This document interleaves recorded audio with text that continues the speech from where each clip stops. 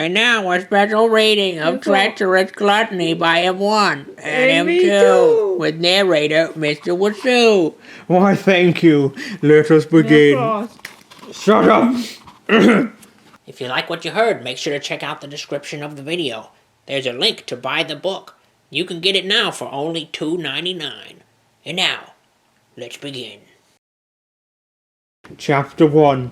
In ancient times, the sky, space, was the domain of the gods. There were 9 who watched over the Virgil galaxy.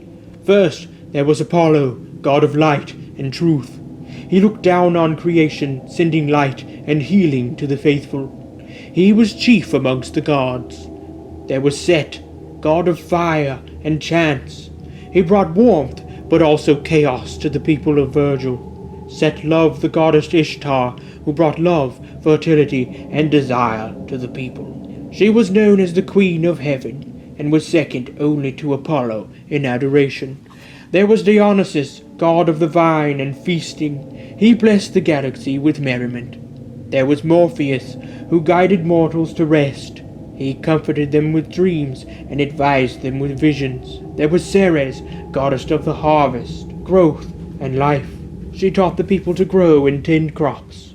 Truly she was admired by the common folk more than any other deity. There was Eris, a trickster goddess. She often led the other gods into trouble through various traps and deceits. There was Ares, god of war. He gave strength to warriors and brought victory to the strong. Lastly, there was Moloch, the cruelest of the gods. She was the goddess of sacrifice. When there seemed nowhere else to turn, men would seek miracles of her. Moloch would comply, but her price was always too great. Together the 9 watched over Virgil, holding the 9 spirals of the galaxy together. But the time of the gods has long since passed. Now science answers many questions once thought to be mysteries of the divine. Many have forgotten the gods and their mythos. To most, they are nothing more than relics of an ancient past, best forgotten. However, the truth cannot be hidden forever. It has a habit of finding its way into the light. Deep within the Dionysus spiral, one man would soon unearth a fragment of that truth. But where it will take him is yet to be seen.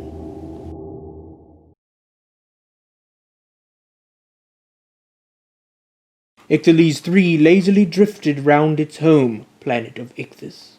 The moon was one of many that orbited its watery blue mother. Unlike its sibling moons, Ictales 3 bore a striking resemblance to its mother, earning its name, Little Ichthys. Blue-gray waves choked small islands that protruded from the moon's surface, and wind swept gently over the ocean, singing as it went. Soon, the moon's rotation brought it to the glorious light of the system sun, Gauss Minor. As it did, Ictales 3 came to life. Schools of aquatic life flitted around, invigorated by the light of the sun. Feeding time had arrived.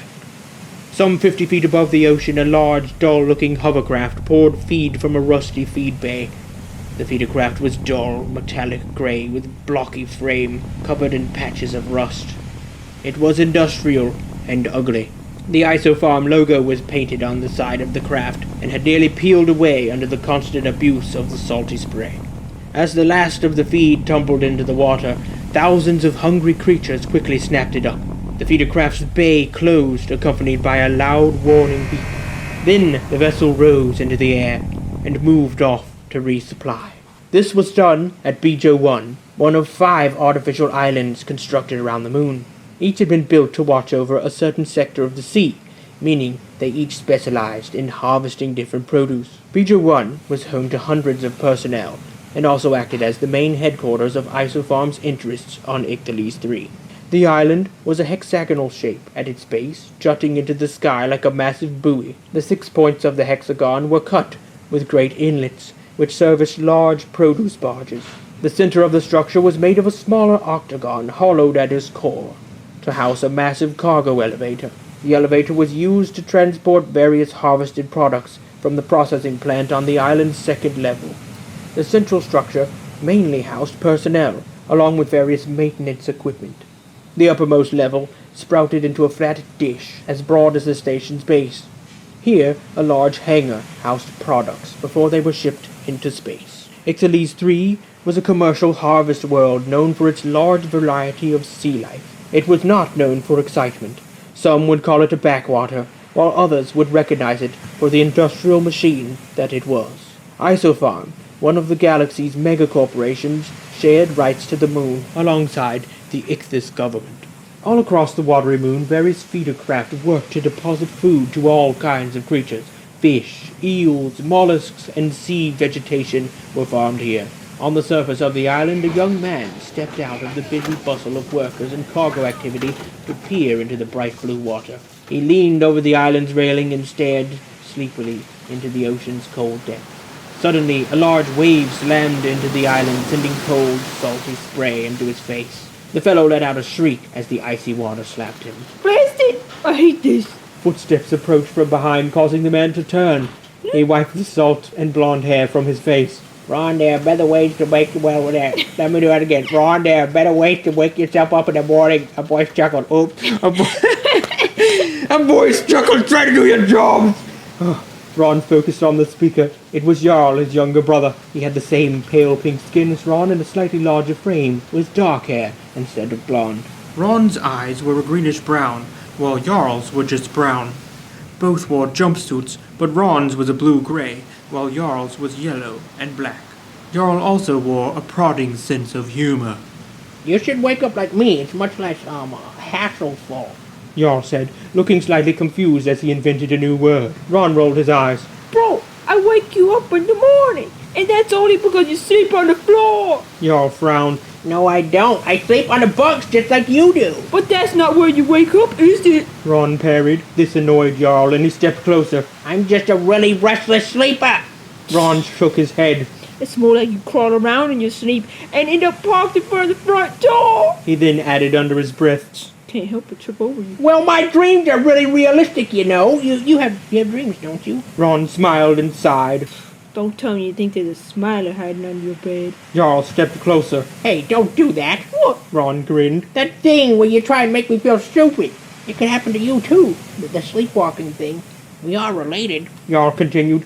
Ron's smile broadened. I doubt that, since I took all our parents' good genes. The words hung in the air as Jarl's complexion quickly reddened. Good genes. Jarl suddenly lunged at Ron, swinging wildly, but Ron stepped back, giggling. Now you'll get it. Jarl huffed. Jarl began chasing Ron around the island's platform, yelling and trying to knock his older brother to the ground. This drew the attention of several workers who stopped their tasks to watch the activity. You'll get him this time, Jarl. One called. Jarl took the time to respond. Thanks, guys. Without your support, I couldn't do it. Today will be the day. Jarl was cut short as Ron suddenly kicked him in the gut, causing him to fall to the deck. He was up in an instant, seeking revenge on his grinning older brother. From an outside perspective, the interaction between the two seemed violent. However, this sort of thing happened all the time. The brothers always seemed to be at each other's throats over the simplest things. They didn't hate each other. Quite the contrary, but that didn't curb the joking and fighting they put each other through. The other workers of Bija 1 enjoyed the brothers' lively spectacles and often stopped to watch the show. By now, a small crowd had assembled as Jarl clumsily chased Ron across the decking.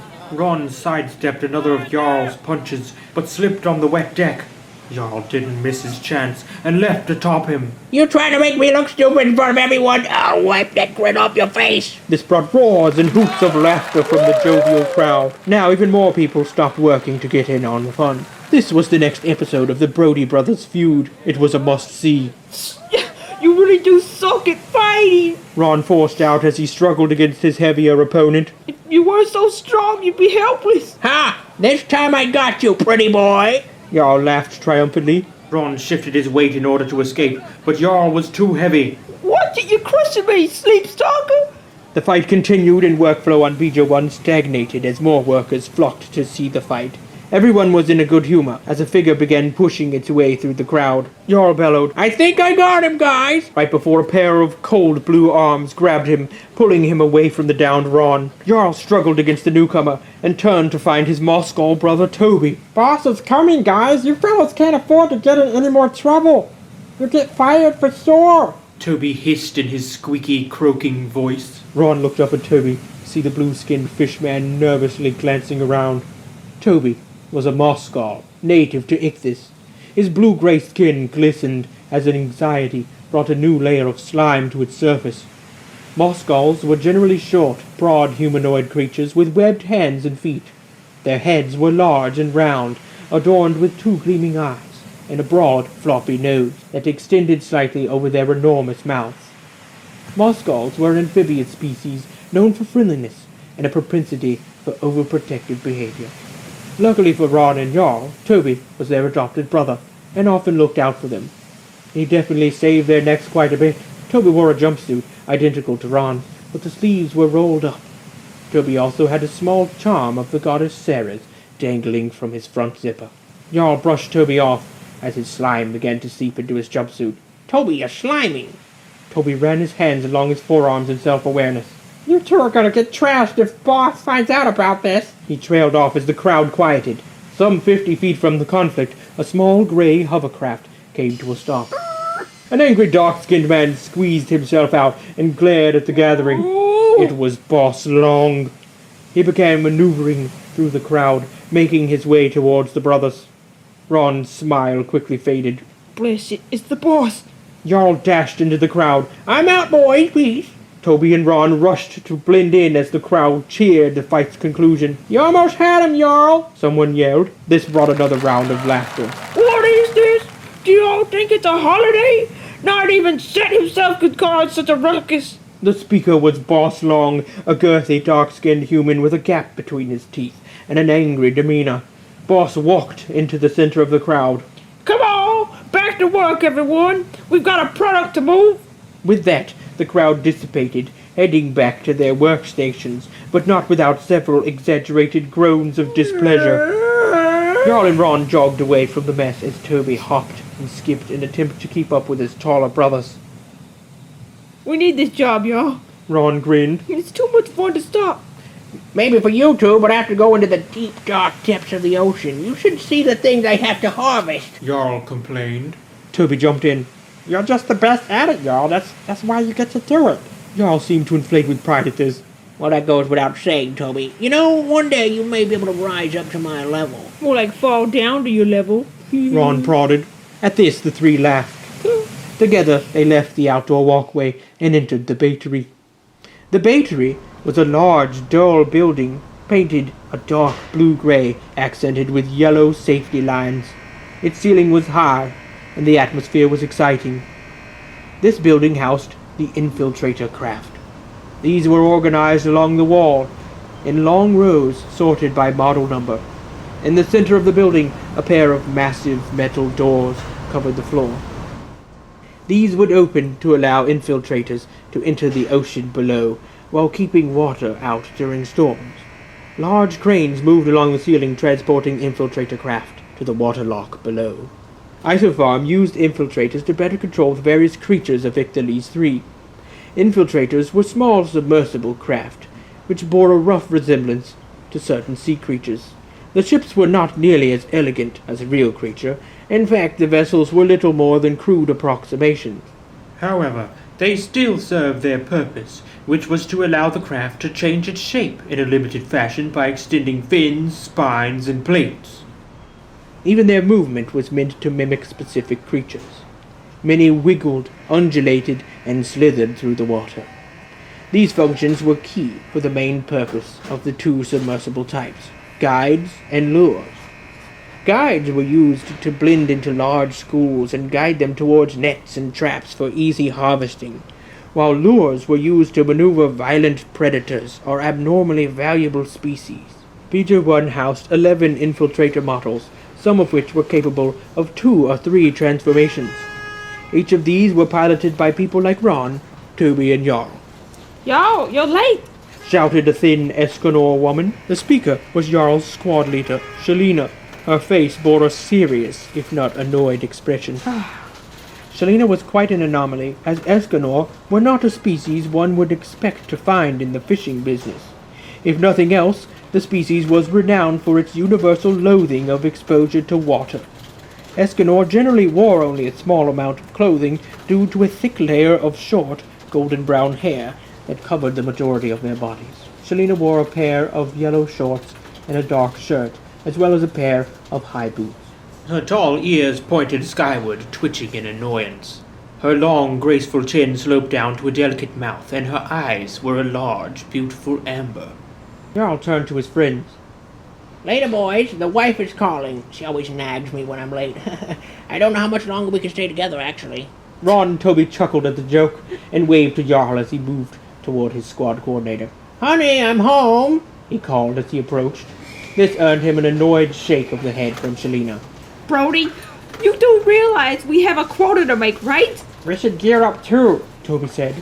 Ron nodded and the two walked to their infiltrator. The craft was a wide, flat ship with an oval-shaped cockpit nestled along its top. Two broad wings extended from each side, sloping from the center to a fine edge. They were large and semicircular, giving the vessel the shape of a great ray. The rear of the craft sloped into two separate tail segments, separated by a large gap. The tail stretched far behind the craft, streaming right above the thrusters. Its form was more elegant than the other infiltrators, which were generally quite ugly. This was the mighty MZA-3. Developed by Isofarm for large predator harvesting, it was one of the largest infiltrators on the moon and needed two pilots to operate properly. The driver sat towards the front of the vessel while the fisher faced the rear. The fisher position was vital for correctly luring predators.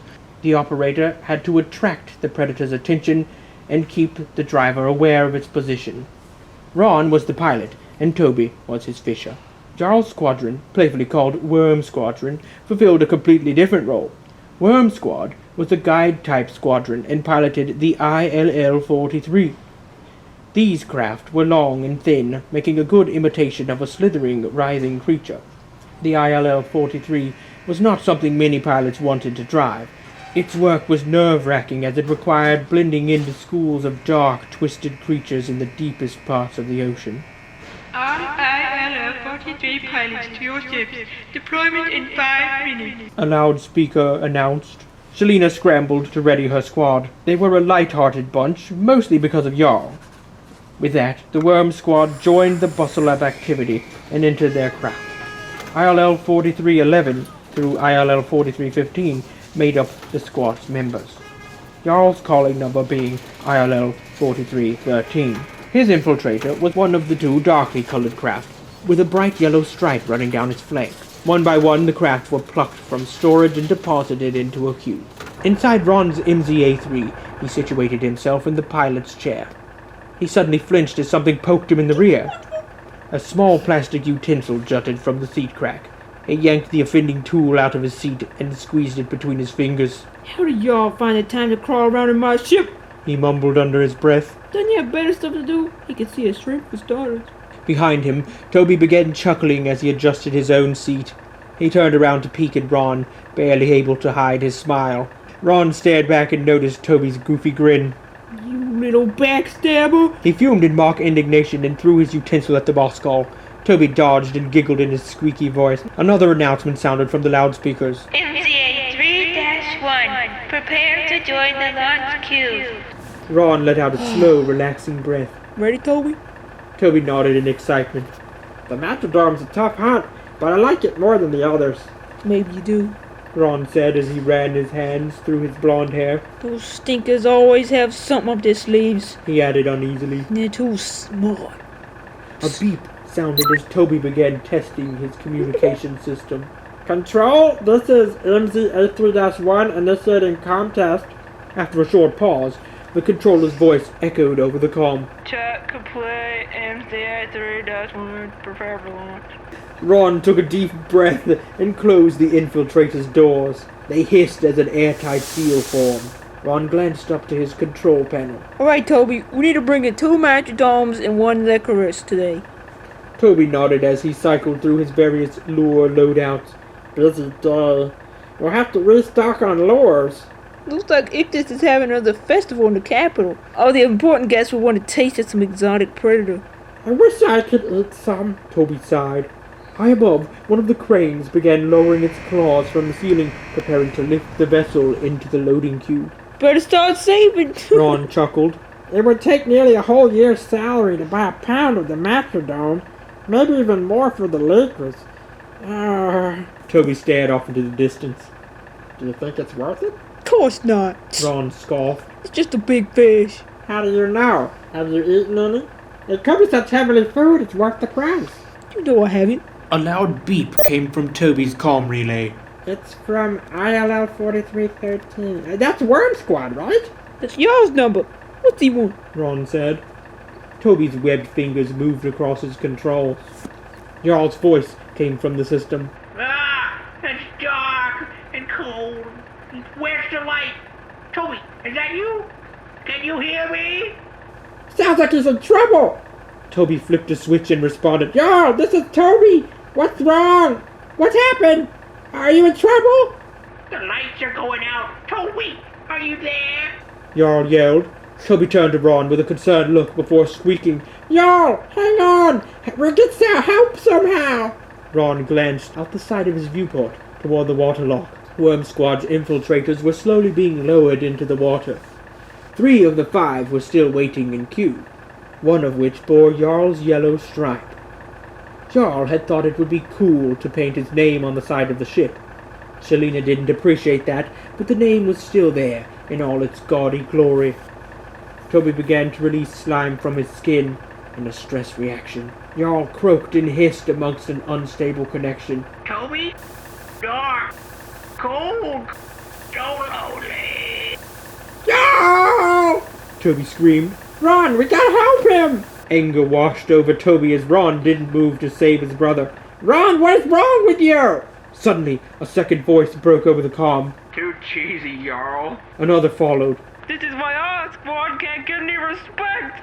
Jarl's voice joined the others. Whoa, are you saying it's my fault everyone calls us the Worm Squad? Silence hung in the air before the first voice answered. No one said that, but if you want to take responsibility, I'm good with it. At first, Toby was confused at Jarl's sudden tone shift, but everything quickly fell into place. Yo! You trash fish! Toby barked into the comm.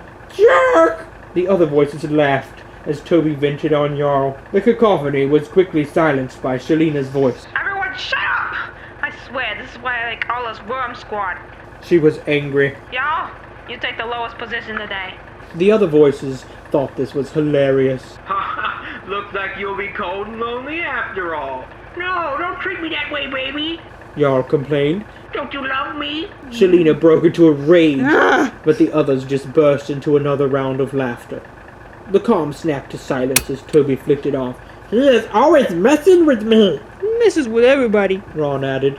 That's why it's so funny when he gets in trouble. At this, Toby grinned. That jerk. The sun shone into Icthalys III's blue-gray oceans, casting golden rays into its dark depths. Dozens of small disc-shaped fish flitted around the surface, snapping at tiny insects. The surface feeders scattered as a dark shape cruised beneath them. Ron gently turned the MZA-3 as it neared the Metrodome habitat. In the rear of the craft, Toby stared at a monitor. Nothing on the scanners yet, he called as he nervously rubbed his forearms. Ron peered into the waters ahead. The seafloor was around 300 feet deep in this area, and dropped further as it sloped to a great trench carved in the floor like an ugly scar. This was the Metrodome Trench. As the name implied, it was the habitat for the mighty Metrodome. The trench was deep and dark, plunging hundreds of feet into the darkness. Glowing vegetation grew in long strands from the edge of the trench, desperately trying to reach the light of the sun. Thousands of small creatures moved along the scar's edge, weaving in and out of the dense vegetation. Ron guided the craft directly over the trench. Metrodomes tended to hunt from the depths and would attack prey from beneath. The crafty hunters were somewhere in the trench, waiting for an unlucky creature to pass by. If all went well, that creature would be Ron's infiltrator. They're hiding, Ron said. He tilted the craft downward, and it quickly sank into the depths of the trench. In general, lore infiltrators would enter a target's territory stealthily as to not trigger a feeding frenzy.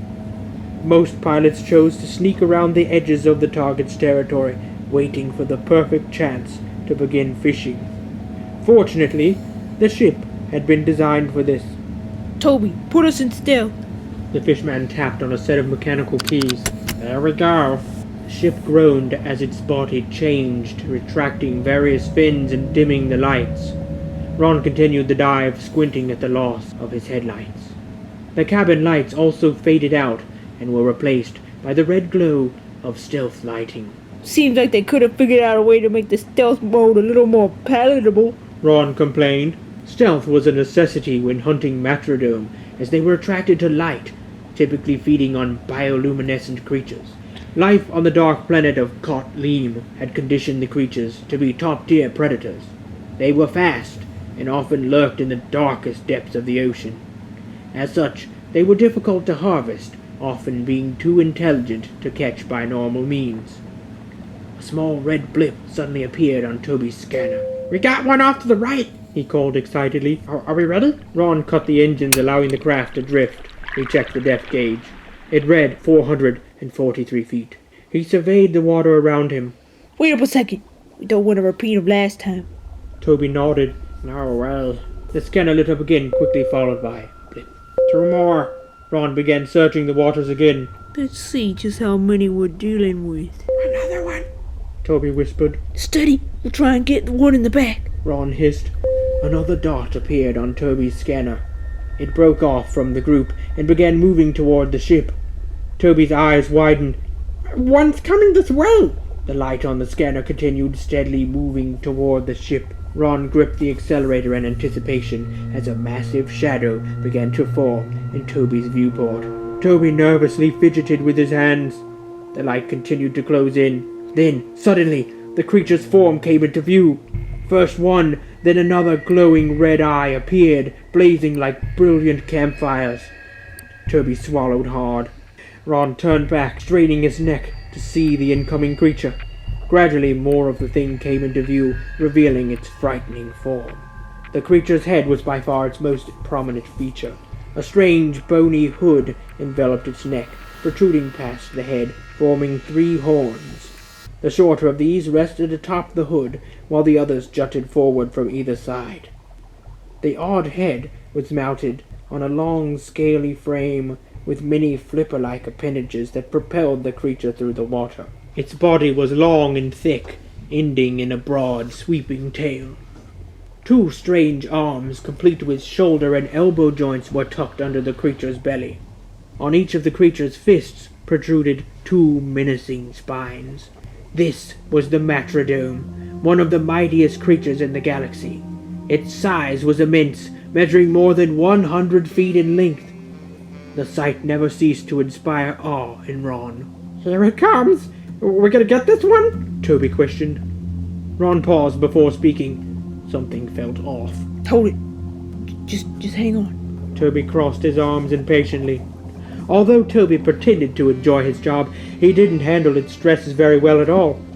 And this job was full of it. He wanted nothing more than to catch the fish and head home. As Ron stared at the approaching monster, it slowed to a stop, steadying itself with its great flippers. Ron swallowed hard as the creature began posturing in an intimidating fashion. It lowered its horned hood as if it would charge and skewer the ship. Toby, what is it doing? Ron hissed in fear. Toby rubbed his forearms and watched the creature. Ron, it looks angry, he stuttered. Maybe It shouldn't even be able to see us. Ron complained. What's the point of sitting in the dark if it could see us anyways? This stealth is garbage. The Matrodome swished its head in a circular motion, letting out a deep, defiant screech that tore through the water. Its body lit up in a colorful display of glowing green lines, which formed an intricate pattern. Toby covered his ears and squeaked. What'd you do, Toby? Ron yelled sarcastically. Toby's wide eyes seemed to grow even larger as he panicked. I didn't do anything, I swear! The creature continued its agitated posturing as Ron spoke. We are in stealth, right? This has worked before! Toby hissed defensively. Maybe this one's really smart or something. Or something just made it angry. Then the answer came as a long, angry screech shook the craft. Both Toby and Ron turned at the sound. Another shape loomed to the front of the ship. There was a second Matrodome! The creatures escalated their standoff by howling at one another in deep, horrible timbers. Oh, wow. Toby lamented. Now they're both after us. Ron tried to calm his co-pilot. No, maybe they, like each other. That could be it. They can't see us. A sudden roar crushed Ron's hopes as the Matrodomes charged each other. Horrid howls shook the infiltrator to its core. They like each other so much they want to kill each other! Toby screamed. Ron felt a cold sweat forming on his forehead. The creatures were nearly 4 times the size of their craft. If they even scratched the ship, it could mean the end. Fortunately, the beasts were a good distance apart. However, Ron and Toby were inconveniently positioned right in between them. I'm powering up! He shouted. But they'll see the light! Toby warned. Ron's sweat began to build even faster, rapidly running down his face. They had to time this perfectly. Stealth mode only allowed the craft to move at low speeds. However, if the ship lit up too early, one or both of the Matrodomes might chase after it. 2 Matrodomes were one too many to handle at a time. You're almost here! Toby screeched. Give a distance on yours! Ron ordered. Toby began calling an ever-descending string of distances. Ron gulped. According to his scanner and Toby's countdown, his Matrodome would reach them long before Toby's would. They'd have several seconds at best to dodge. It would be nearly impossible to escape the notice of both Matrodome. 200 yards, 190, 180, 170. Toby continued to call. Ron breathed out steadily, and his vision tunneled. He only saw the accelerator. He only heard Toby's panicked countdown. He had to pull this off. A strange feeling suddenly overcame him. Something was touching him. A small bug crawled across Ron's face. His eyes slowly followed the creature as it tickled its way over his skin. His tunnel vision was locked on the accelerator, but now he was locked in a tunnel with a bug. 70, 60, 50! Toby called. Toby's voice came from far away. Ron couldn't tell what he was saying, not with the bug peering down into his eyeball. He wanted to smash the bug, but his grip was glued to the acceleration lever. Ron began to quiver as the bug licked his eye with a long proboscis. Ron slowly moved his hand to his face. This bug is so dead! 40, 30, 20, run! Toby screamed. Ron broke from his trance and screamed. No! The infiltrator roared to life, blasting away at full speed. The ship seemed to almost leap forward, barely moving out of the Matrodome's path. The mighty creatures clashed in a terrible shoving match. Horns locked as the beasts tore at each other with sharp spines and snapped with wicked teeth. Ron gunned the ship in a downward direction to avoid the attention of the battling Matrodomes. Toby cheered as the 2 combatants continued their fight, unaware of the infiltrator's presence. The craft darted away, distancing itself from the territory dispute. Whew, I thought we were done for. Toby gasped. Ron shrieked and flicked the bug from his eye. He collapsed back into his chair. Where did Siegfried go? He screamed as his gaze darted around the cabin. Toby breathlessly continued. We left them in the dust. Ron? The bug had disappeared, scurrying into some hiding spot. Sly bug. Ron mumbled. Have you ever seen that before? Toby asked. Ron shook his head. No! What are the odds a bug would lick my eye? Toby was confused. The Matrodomes! I've never seen them fight like that! Ron let out a deep breath and stretched. His entire body felt light from exertion. Yeah, I feel like someone would have told us. At that moment, a strange feeling overtook Ron. It felt like something horrible had come up behind him. Now it was breathing down his neck, bearing a set of wicked fangs. Either by some strange guidance or out of sheer reflex, Ron jerked the ship to the left. In a flash, a huge scaly form scraped by the ship, narrowly missing it. The ship groaned, sending off half a dozen alarms as it tumbled along the flank of its enormous attacker. What in the blazes? Toby squeaked. Where'd that come from? Ron fought to gain control of the vessel, heaving back on the controls, but couldn't stabilize it. Toby flopped around in his seat like a rag doll, shrieking in terror. Ah! The ship jerked again as it was swatted by the creature's tail. Amidst the chaos, Toby spotted their attacker. Metrodome! Ron struggled to stabilize the craft as he gunned the thrusters. Don't lose it, Toby! This is what we do! Let's bring him in! At this point, Ron needed to hear those words just as much as Toby did. Toby muttered something about Uncle Fern having told him to take a safe desk job, and how he wished he'd listened. Toby began flipping a set of switches before pulling a large lever to the right of his console. Lure out! A hatch in the rear of the ship opened, ejecting a small ovular object. This streamed behind the ship, anchored by a thin metal cable. The oval began emitting flashes of light. Lure set! Toby called. Don't let him pull us! Ron ordered. If he gets on the other end, cut it loose! Suddenly, the Matrodome surged behind the ship, hungrily chasing the flashing lure. He's seen it! Toby reported. Good! Do your stuff! Ron began evasive maneuvers in an attempt to outwit the Super Predator. His hope was the monster would chase after the lure and leave the ship alone. The craft swerved to the right as it fought to stay ahead of the giant predator. In this line of work, the pilots generally took most of the spotlight, but the fisher's job was equally important. It required nerves of steel and a cool head. Unfortunately for Ron, Toby had neither of these. The monster loomed in Toby's viewport, causing him to let out a shrill scream. Ah! Toby! Ron complained. Snap! A small tremor ran through the water as the Matrodome's jaws narrowly missed the glowing lure. Reeling to 10 yards, Toby breathed.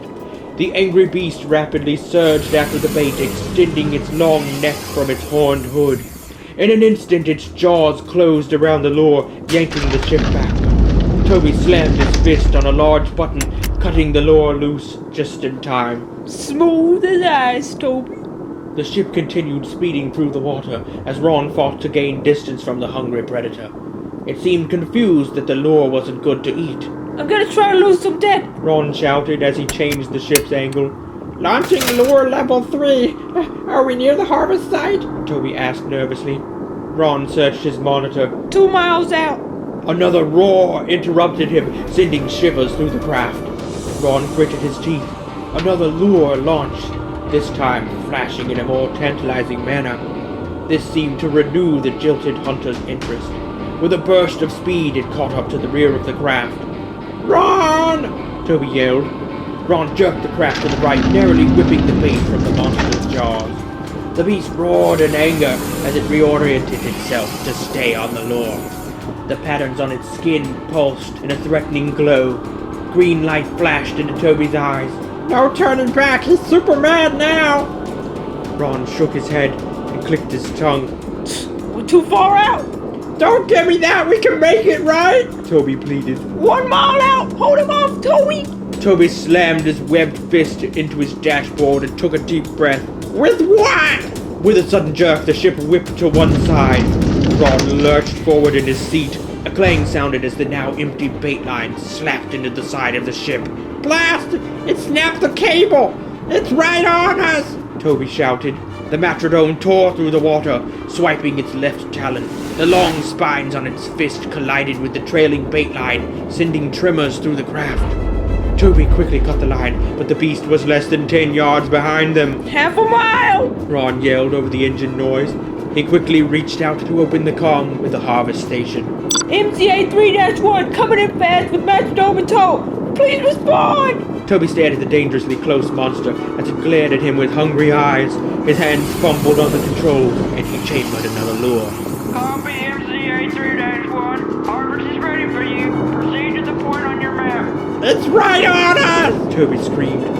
As if to drive home Toby's words, the Matrodome suddenly extended its neck, snapping off the tail of the craft.